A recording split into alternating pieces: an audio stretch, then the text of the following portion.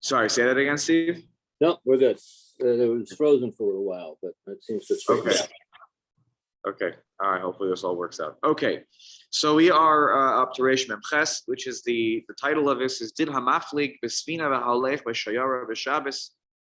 What is the halacha if you set out on a journey by sea, or you're going on a trip,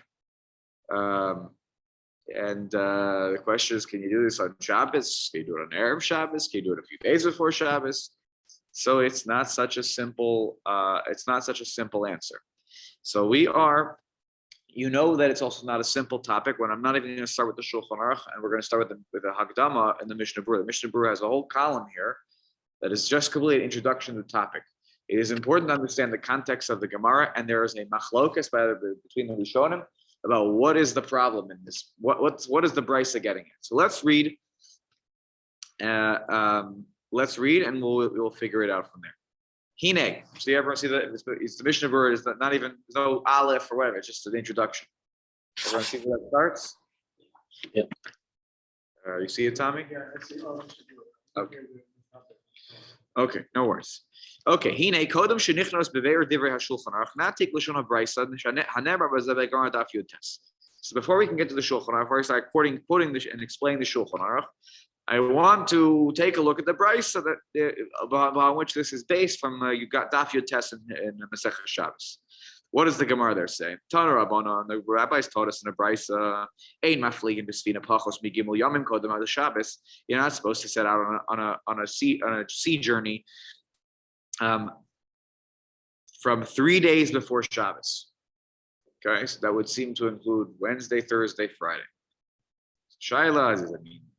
What does it mean? So Shabbos included in the 3 days. Is it only Thursday, Friday, Shabbos? There seems to be a Brisa, a Tosefta,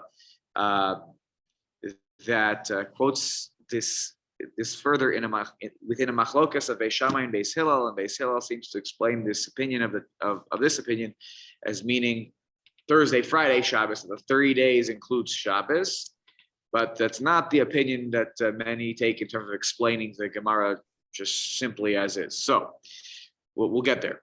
So what is the Gemara continues?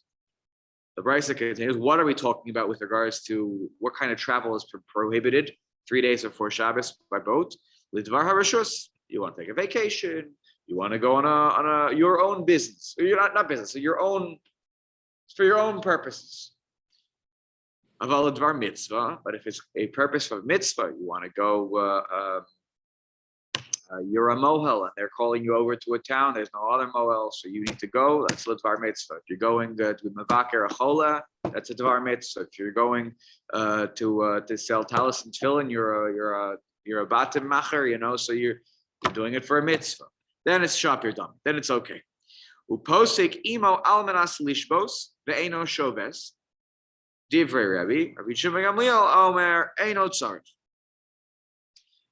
There's a machlokes here quoted in the Gemara that according to what else do you have to do? What other thing you have to do here? You have to make a stipulation with the non-Jewish sea captain who's going to be steering this ship.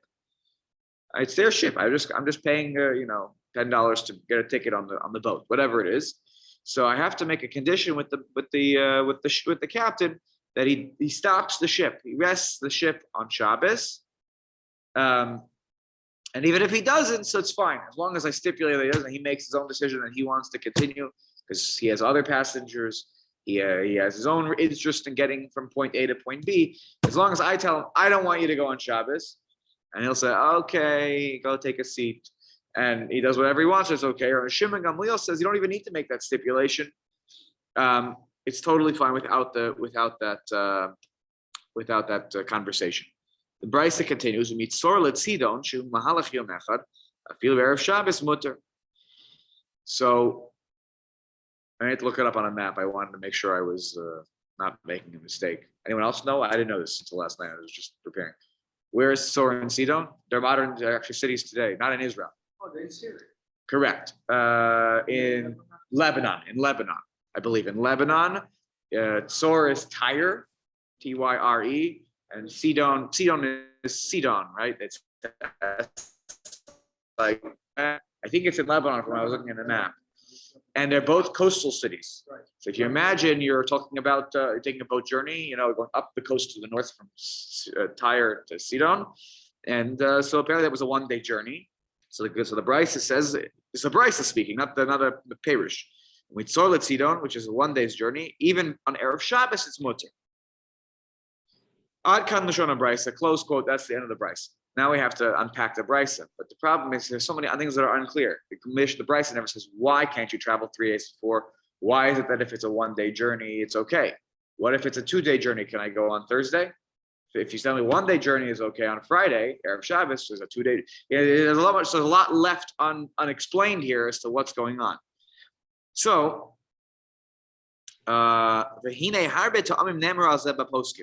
there are many reasons that were given here by the Mefarshim. And by the way, I went through the Beis Yosef. There are many. He only lists 3 here. I'm telling you, I think that I saw a few more. So he says, Aleph, Yesh Omrim Hatam. Some explain Shema Yitztarach Yisrael Asos Malacha B'Hatzal B'Shabbos Mishum Pikuach Nefesh to become Sakanahu. Why can't I go out on a ship 3 days before Shabbos?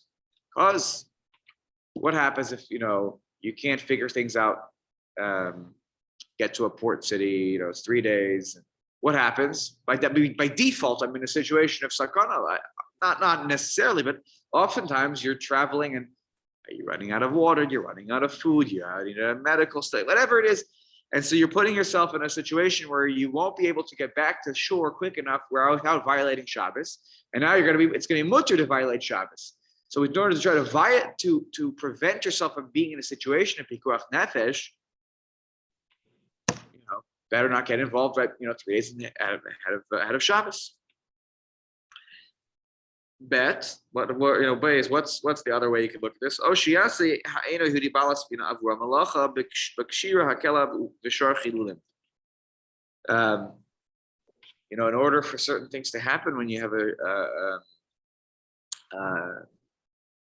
you run a ship. I'm not an expert. I haven't traveled too much by boat in my life, but there are malachos that are done. You're going to be telling the non-Jewish captain and the workers there, what are they going to do? Think about even just the simplest things. They're going to tie a knot in order to tie the ship around, and help dock it, or they're going to untie it when it comes time to set sail. Or there'll be other things where they're going to be doing shira sakela. They're going to tie a rope. You ship. You're trying to anchor things. You have what do you call that thing that's up there? The wind kind of pulls the sails. The what do you say? Mast. Mast. Okay, that's like the thing that helps the wind pushes the boat. There are things all the time where there are malachos involved, and now you're basically going to be telling a non-Jew to do malachos on your behalf. It's a problem.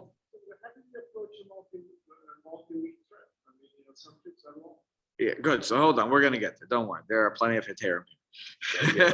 Don't get off the boat. You're right. You don't get off the boat. And notice how it said you can set sail, but you can't start setting sail. You can't. Mafliegen needs to set sail 3 days before Shabbos. If you set sail on Sunday, Monday. So it seems according to the Pshat and the Bryce that it's mutter. So if you have a across the ocean journey, then if you leave, even on a Sunday, though, here's one: you leave on a Sunday, you're not going to get there by Shabbos. You got to cross the Atlantic Ocean. Takes at least a couple weeks. So, but the Brisa seems to have a problem with leaving before Shabbos. Let's keep reading. I think it'll make more sense when we see some other opinions here. Gimel, Omishum Isser Tchumin. Maybe the problem here is an issue of Tchum, going outside the boundaries of Shabbos. And I read that Ari Yosef Beis Yosef Barichos, the lengthy Beis Yosef, he talks about the issue of Tchum here. I'll just say mention one thing. The problem here, the way to get around Tchum in this issue, in this instance, I get around it. The Gemara has a shaila in Maseches Eruvin. Does the Tchum extend over the water, or is Tchum only adin in the land? Because maybe the whole idea of Tchum is based on the idea of what was it like in the Machane Yisrael, and in the desert, what was it like the encampments, and they didn't go X amount of distance outside those encampments on the edges of the, and maybe the halacha doesn't apply to water. But yeah, it's 2,000 amos, outside the city limits. Doesn't apply to water. So the Gemara leaves it as an unanswered question. Many of the poskim, some say you should be l'chumra because there's an potential issur d'oraisa. Tchum is an issur d'oraisa according to many. But many explain that the whole halacha by water is only an issur d'rabbanan. And so they pass, even though the Gemara leaves it as an unanswered question, so many of the Rishonim paskin l'kula because the suffix rabbanan l'kula. So it may only be an issur d'rabbanan, in which case there will be reasons why we can get around it. The rabbis were lenient. The other thing with tchum is that when you are in a space between the ocean floor or the water, the bottom of the lake, river, whatever, and the boat, if you have more than 10 tefachim, which is nothing, 10 tefachim is like 3 feet. You're not talking about a whole lot. Then the halacha of tchum doesn't apply above 10 tefachim. Does not. This is similar to a concept. It comes up in Hilchot Shabbat, one that I never studied too in depth.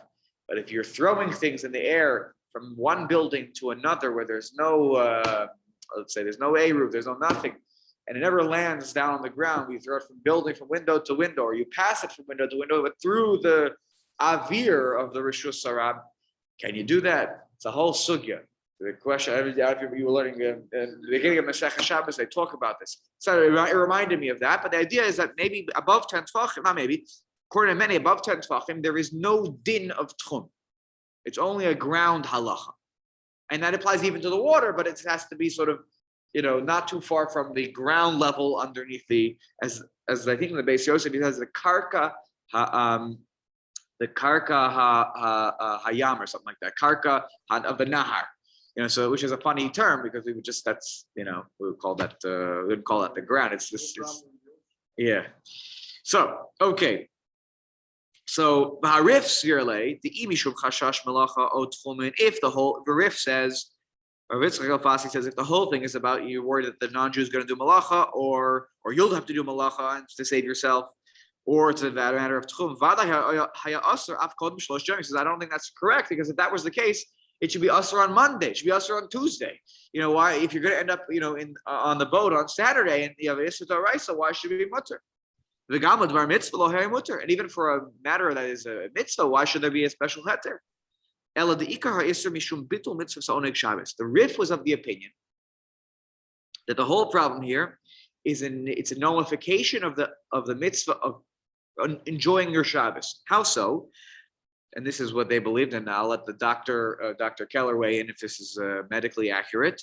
The whole shlosha yom harishonim yesh lahem tsar mechamas nianua hasfina shegufo mishtaber uchadechsiv yachol guvu yanu kashikor. Because what's the problem? The first 3 days after you've had a boat trip, even if you just took a boat trip on Wednesday and then you came back to land on Wednesday, those first 3 days you suffer pain from the rocking of the boat. Your body is broken, not literally. As it says in the pasuk, you're sort of celebrating and you're v'yanu and you're swaying kashikor. You're like a drunk after you come back off from a boat. Your experiences, and he says he throws in further. This is not the Rishonim. The Rishonim don't say this part. I don't think that the Rif says this. I have to double check. The Beis Yosef didn't report this as the Rif's words. There's a stench that comes with you from the salty waters, the salty seas. And it takes at least 3 days to get the stench off of you. Okay, so the second one's interesting to smell. That one you can maybe that's true. Nowadays with showers and whatnot, I don't know if that's really a problem. But Steve, is seasickness something that would last with you for 3 days? I don't think for most people, but right. So this is the Rif's explanation. He's thinking, why the 3 days? If it's not about an Isser, real Isser, like Isser should apply all week long. So he says it must be something else. It's Oneg Shabbos, and if you're sailing on a boat 3 days before Shabbos, apparently you are so seasick And the seasickness lasts for many, at least not all, for many people, lasts for 3 days. And therefore, when it's Shabbos, you're not going to be able to have Oneg Shabbos. You're not feeling so good. You're setting yourself up for it. There's an important implication, by the way, about what he says here. And we're going to see as we go through Hilchot Shabbos, this will come up later. But file this one away. When you have an elective surgery where you know that you're not going to feel great, let's say you have a wisdom tooth being pulled. Should you have your wisdom tooth pulled on a Friday? Or rather, should you have it pulled on a Monday? The answer, bevada, is to have it pulled on a Monday because you shouldn't ruin your Shabbos. Rather, if you have an elective surgery where, look, sometimes you have an elective surgery and you're going to be knocked out anyways on Saturday because maybe there's a complicated procedure. But for many elective surgeries, 2 or 3 days makes a huge difference in your recovery. So if you're scheduling it, Friday, Thursday, Friday, it's not really right if you can. Sometimes the doctor will say, I only do surgeries on X day. So then what are you supposed to do? You have no choice. But if you have a choice, you should. So much so that there's the Katzensteins, if I'm not mistaken, the Katzensteins, the Molim, the Katzensteins, that they've done the bris for my 2 boys. If there's a bris that's shelo bismana, a bris that's not at the right time because the child had a high bilirubin and had whatever, it was a sickness, there was something, so the bris was delayed. And usually the halacha is once a baby recovers, you're supposed to count 7 days, and the bris is on the neck on that day. The Katzensteins, based on a Taz, say you're not supposed to do that bris on Thursday or Friday. Why? Because the highest level of you're going to have to do certain things for the baby, in terms of the pain and the ointments and this on Shabbos. Better do the bris, and that's why you see a lot of times a rescheduled bris ends up being a lot of times on a Sunday, because of this idea they're not supposed to do things electively once it's not at the right time. You're not supposed to do some sort of elective procedure on towards the end of the week. Do it at the beginning of the week. My nephew is a surgeon. He only does surgeries on Tuesday. On Tuesday. Only Tuesday. Yeah. Yeah, that's an emergency. that's the from answer, by the way, to the question, Always because only you're not supposed to do things late in the week, and that's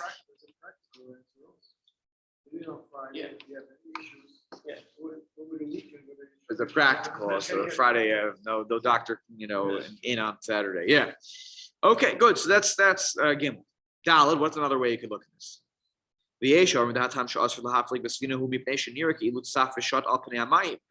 Looks like you're swimming on Shabbos, which is a problem. Swimming on Shabbos, I know it's not a popular thing for me to say. I know that it's not, it's again, I'm aware that such things happen, but you're not supposed to be, floating and swimming on the face of the water on Shabbos. And it looks like that on Shabbos. Obviously, you're in a boat, you're not swimming, but it looks similar to that situation. That would be a prohibition according to everybody. There's because of the decree. Why should I not swim on Shabbos? It's an issa d'Rabbanan. It's a gzeira. You don't like the gzeira, it's a gzeira. I'm sorry.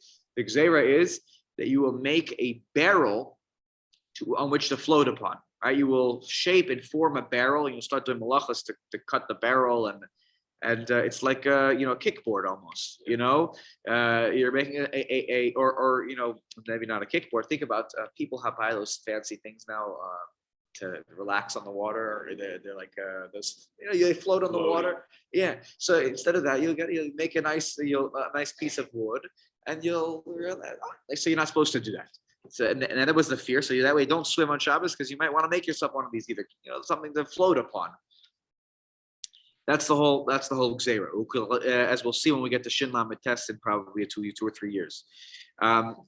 Before 3 days, but early in the week, it's okay. If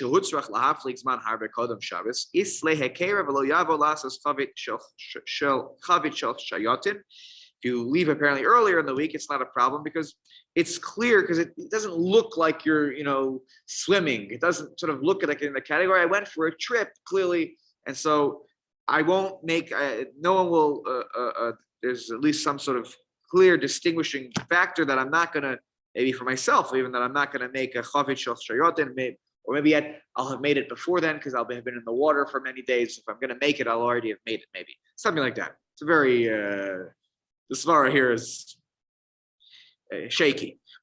But okay, that's a fourth way to look at it.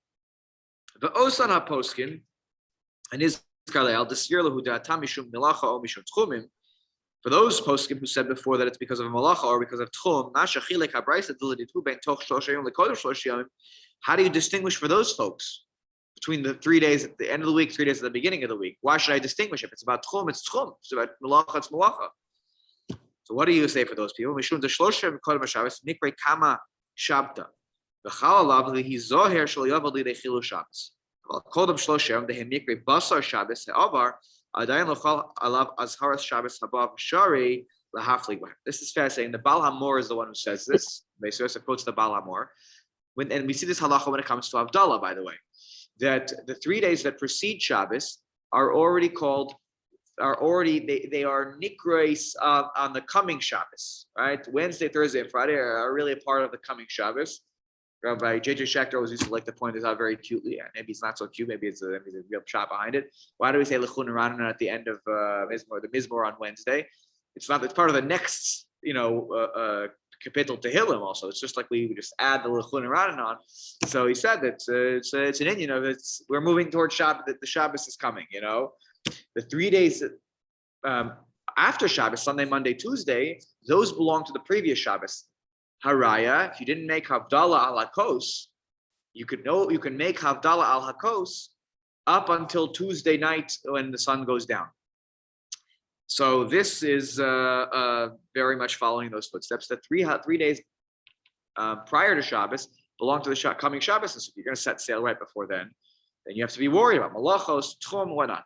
Think about this. This concept. If I do it 3 days before that, Sunday, Monday, Tuesday, even though I know Bavada I'm going to have to be Machal Shabbos on Saturday, I don't have to worry about it, according to this opinion, because my actions today don't have to be guided by Shabbos because I'm still in relation to the previous Shabbos, and that's past.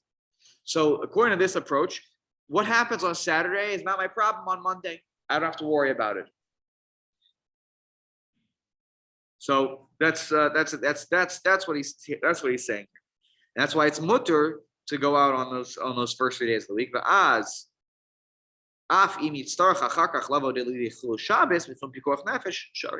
even though I might be it's a high percentage chance I'll be in a pikuach nefesh situation on Saturday.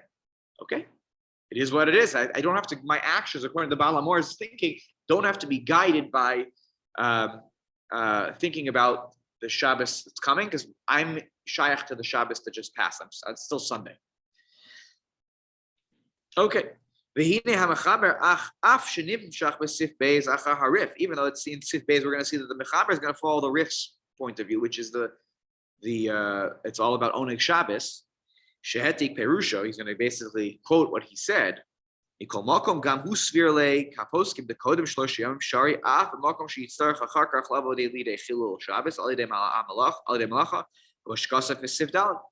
psak. In Sif Daled, we're going to see he's going to pass more like the Baal HaMor's opinion, which is that the 3 days, at the beginning of the week, there's no relationship to the Shabbos coming up, and therefore it's mutter, even when there's malacha involved. We'll see what we're talking when we get there.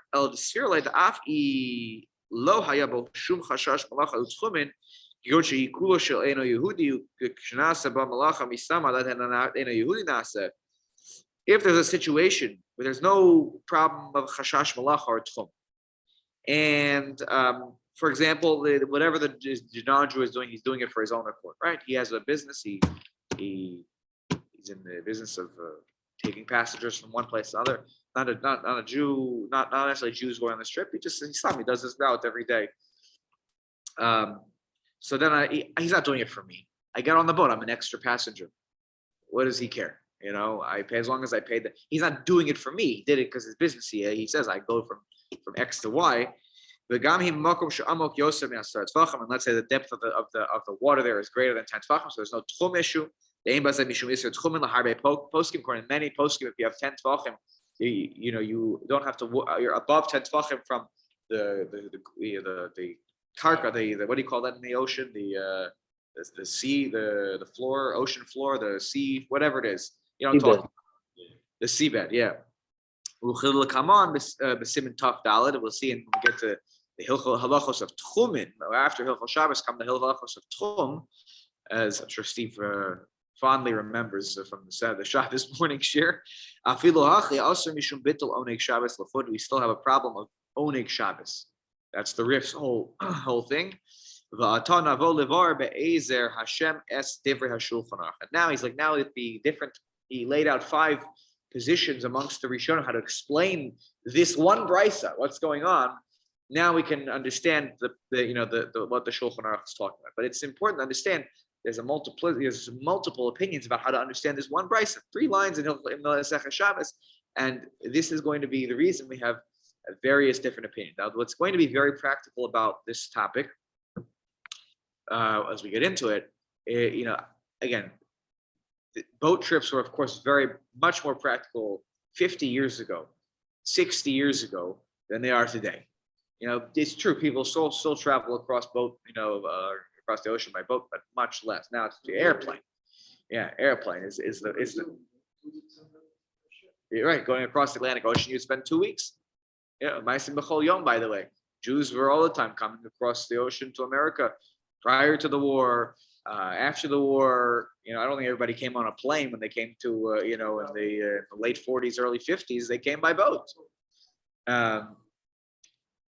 In Israel now, again, everything's traveled by, but they talk a lot about traveling on Hayam HaGadol, on the Mediterranean. If you are leaving Israel, you're going, somewhere, in the direction of Europe, you would have traveled over the Mediterranean. Can you travel? What's the halacha? This is a very practical question for anybody who has a business who traveled. You weren't always home. Furthermore, how do we deal with the question in our day and age of airplane travel prior to Shabbos? I know there are no secrets. People fly on Thursday. You get on an El Al flight on Thursday from people. And approximately when you're going to land because we have such precise measurements.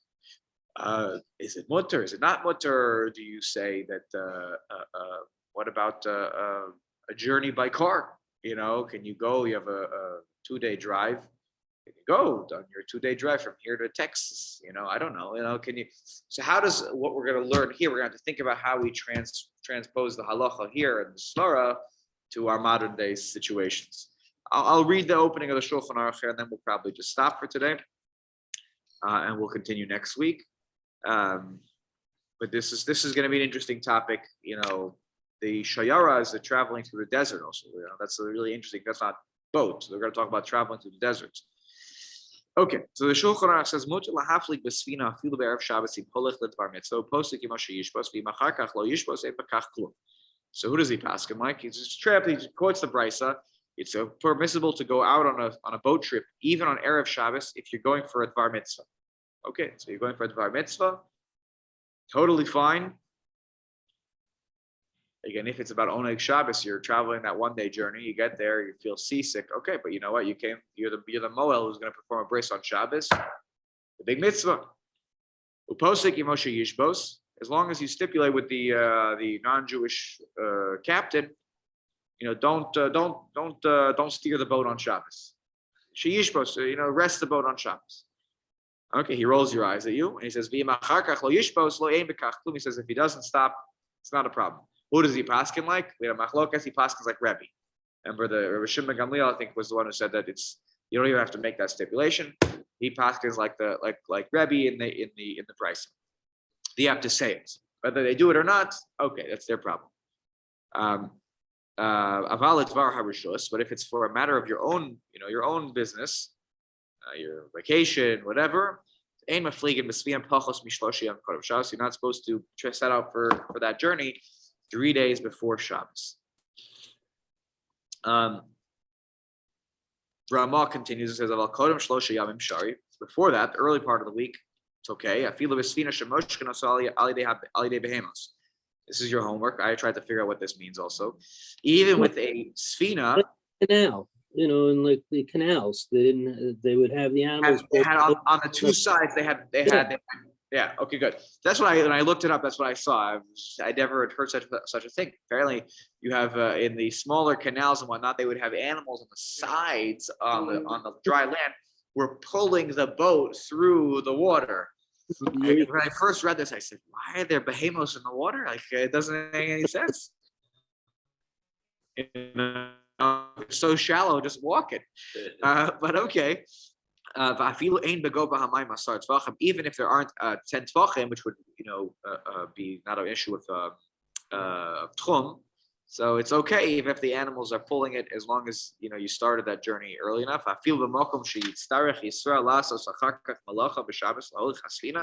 even if that means at the end of the day there's going to have to be some malacha when you get to Shabbos, there may end up being some malacha that's required because of pikuach nefesh reasons. You can't be left in the middle of the Amazon rainforest on Shabbos. You have to keep going, otherwise you have no food, you have no water, you're dangerous, whatever it is. You might have to actually just keep going.